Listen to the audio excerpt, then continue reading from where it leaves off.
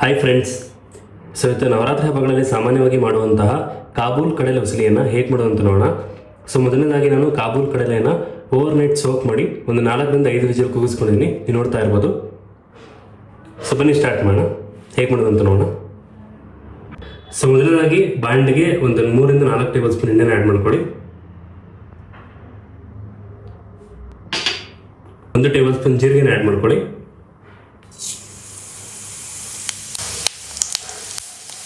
ಒಂದು table spoon ಸಾಸಿವೆ,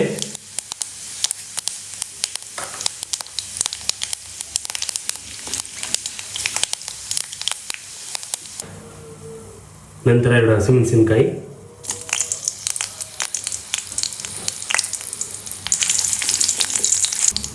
2 ಈರುಳ್ಳಿನ ಕಟ್ ಮಾಡಿ ಇಟ್ಕೊಂಡಿದ್ದೀನಿ, ಅದನ್ನು ಆ್ಯಡ್ ಮಾಡಿ.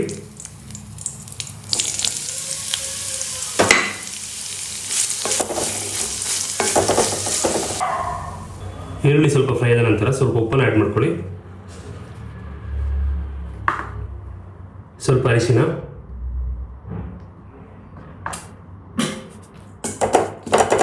ಎಲ್ಲವನ್ನು ಚೆನ್ನಾಗಿ ಫ್ರೈ ಮಾಡ್ಕೊಳ್ಳಿ.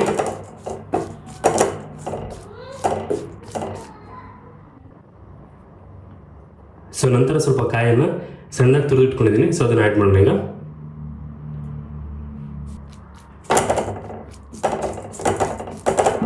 ಈಗ ಎಲ್ಲವನ್ನು ಚೆನ್ನಾಗಿ ಫ್ರೈ ಮಾಡ್ಕೊಳ್ಳಿ.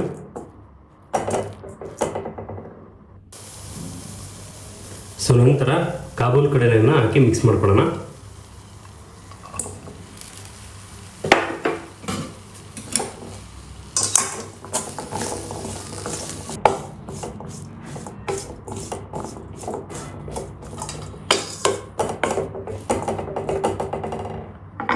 ಸೊ ನವರಾತ್ರಿ ಹಬ್ಬಗಳಲ್ಲಿ ಮಾಡುವಂತಹ ಸುಲಭವಾದ ಕಾಬೂಲ್ ಕಡಲೆ ಉಸಲಿ ರೆಡಿಯಾಗಿದೆ. ನೀವು ನೋಡ್ತಾ ಇರ್ಬೋದು, ಈ ರೀತಿ ಆಗಿರಬೇಕು. ಸೊ ಸ್ವಲ್ಪ ಈರುಳ್ಳಿ ಮತ್ತು ಕಾಯಿನ ಜಾಸ್ತಿ ಹಾಕೊಂಡ್ರೆ ಟೇಸ್ಟ್ ತುಂಬ ಚೆನ್ನಾಗಿರುತ್ತೆ. ಸ್ವಲ್ಪ ಈರುಳ್ಳಿ ಮತ್ತು ಕಾಯಿನ ಜಾಸ್ತಿ ಹಾಕಿ. ಸೊ ಕಾಬೂಲ್ ಕಡಲೆ ಉಸಲಿ ರೆಡಿಯಾಗಿದೆ. ಬನ್ನಿ ಟೇಸ್ಟ್ ಮಾಡೋಣ. ಇದೇ ರೀತಿ ಈಸಿ ರೆಸಿಪಿಗಳನ್ನ ಹೇಳ್ಕೊಡ್ತಾ ಇರ್ತೀನಿ. ಎಲ್ಲರೂ ತಪ್ಪದೆ ನನ್ನ ಚಾನಲನ್ನು ಲೈಕ್ ಮಾಡಿ, ಶೇರ್ ಮಾಡಿ, ಸಬ್ಸ್ಕ್ರೈಬ್ ಮಾಡಿ. Thank you.